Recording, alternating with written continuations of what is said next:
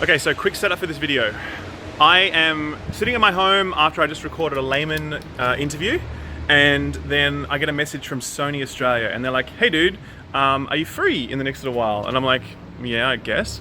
And they're like, "Corey is here. He's the director of God of War, the creative director, and he wants to say hi to you, talk about your review."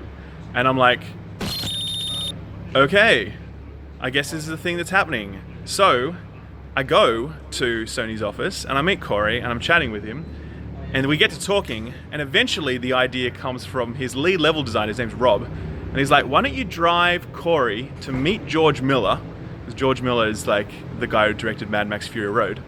"Why don't you drive him to Fox Studios, and while you're doing that, why don't you interview him about how it feels now that the game is out, or at least the reviews are out, I should say, and what the sort of, you know, the come down is after like one of the greatest review cycles in the history of video games." So that is what we're going to do. I'm going to go and do a carpool interview with Corey Balrog. Cool, so that's recording now and it's super zoomed in. We're going to have to do it like... So this is very zoomed in because this is a ghetto setup. This was not planned. I literally got a call from Sony being like, "Hey, come in and meet this guy. This guy's Corey Balrog." Balrog. That's how you pronounce it. Right, yeah. Absolute... Boxer from Street Fighter. Correct. And where are we going? Why are we in my car? Where are we going? We are in your car because we are beginning a long-standing friendship that will go on for years.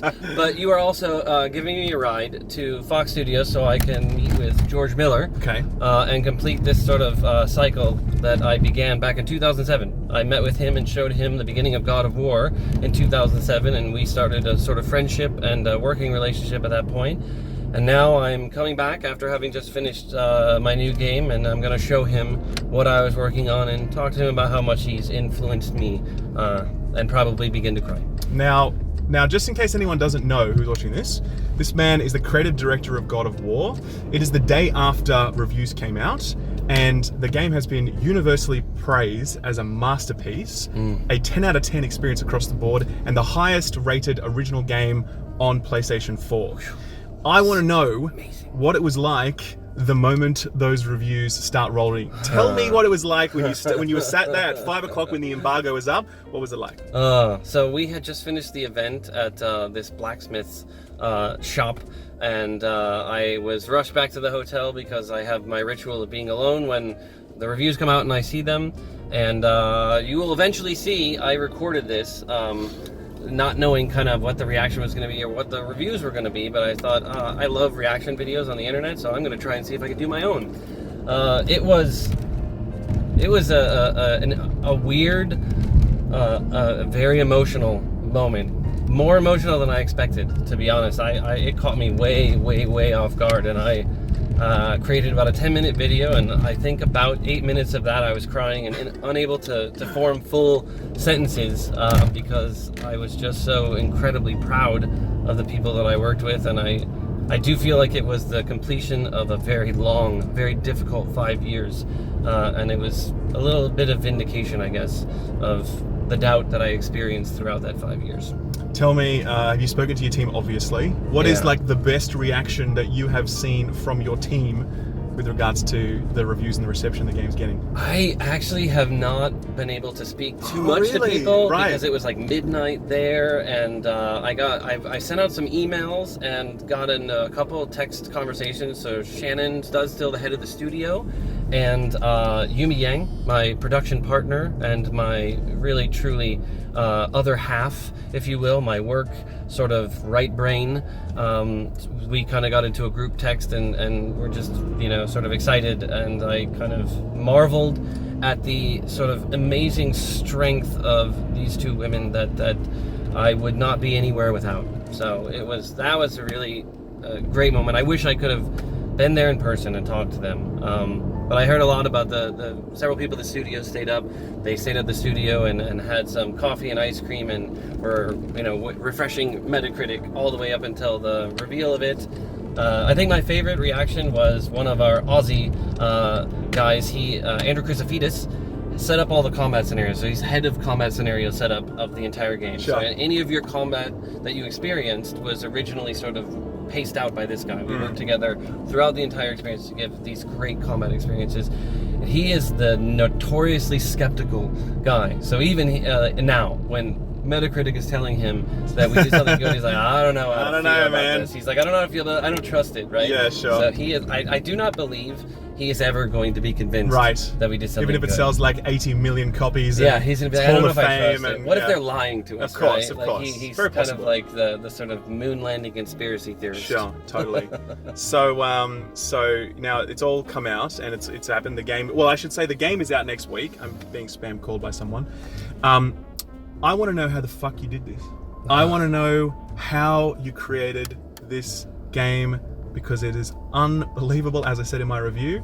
Like, if you could put the secret sauce down to like one thing, and I know that's not possible, but one thing for the purpose of a carpool, karaoke style, coffee in cars with Corey kind of moment, what's that one thing that created this phenomenon? Okay, so you're right. There is no formula. There is no sort of way to distill it down. But if I had to, if I was,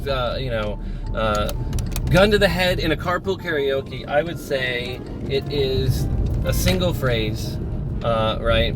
That there is a much more elegant way to say this. In fact, it's something I'll say after that. But my version of it is fuck doubt. There's a phrase that I sort of showed people at the early portion of the game that said, doubt kills more dreams than fear ever will. I don't know who said this, but it is extremely poignant for me, because as a creative in any industry, you are your worst critics, and doubt basically prevents you from taking risks. It prevents you from pushing to the better answer, the truth. And I sort of shortened it as we went through the rest of the project, of this idea that I am plagued with doubt, and I have to project to the team. Let me interrupt you there, because I interviewed him before the game came out, right? And I'm like, listen, man, I think you've made a really good game here. What do you reckon? And he's like, I don't know, maybe it's good. We'll see, we'll see. And then this happens, honestly, that's the soft version in my mind. It's that, like, they're all going to laugh at you. You're terrible, right? And which is ironic, because I'm Who's telling laughing the team, now? Yeah, ha ha. But I'm telling the team all the time, like, fucked out. Like, don't worry about this. Like, this is good. Believe in it, right? Even though I am constantly plagued with that, and I think that's part of like directing, is that projection of confidence, right? That I have to make people believe in something that even I may not believe in it, right? The single shot camera was a huge deal that everybody doubted, and even me, like halfway through, I was like, what am I doing? I had a moment alone in the middle of the project in which everything was falling apart. We were struggling to meet some deadlines. We couldn't get certain scenes to work because we just couldn't crack the camera code as far as like getting the camera in the right positions without feeling just jarring. So I definitely had this sort of late night, by myself going, what am I doing? I'm going to screw this up. I'm going to be the person who took a franchise and brought it down to its knees, right? Something that was so prophetic, you know what I mean? Like, you were spot on the mark. You really just couldn't what I did, what right? have you done? Yeah. That's honestly the thing that drove us in the early portions. If you ever see any of the old interviews of us, it's what drove me was I didn't want to be the guy to screw it up, right? Jaffe was making it going, I don't want to screw this up, because if I screw it up, I won't have a job after this. And then when it was handed over to me, I was like, well, I certainly don't want to be the person who took the golden goose and totally screwed it up. I suspect you'll have lots of jobs after this, and you will be able to pick whichever ones you like. Right. So, I guess, obviously it's all done now. What is next? What is next for you? I mean, first on the menu is a long vacation. Nice. A long break. I'm gonna disappear from the world for a month, maybe two, hopefully 2 months would be great, because I want to get bored. I want to first spend a ton of time with my son, with my wife, and sort of get to know them again, and rebuild what I probably have broken a little bit from my obsessive nature on this game, and then start thinking about what's going on the next one. I really would love to create something of my own next. Right. Something that really really is truly 100% coming from my original vision. That would be awesome. But we'll have to see if I can convince Sony of that one. Well, I suspect you won't have too many problems convincing people of that. Dude, as I said, it was amazing, incredible, phenomenal achievement. You and your team, every single person involved with it. And I can't believe I'm sitting in a car doing this, man. I just want to say thank you. Are you kidding? I can't believe I'm sitting in the car.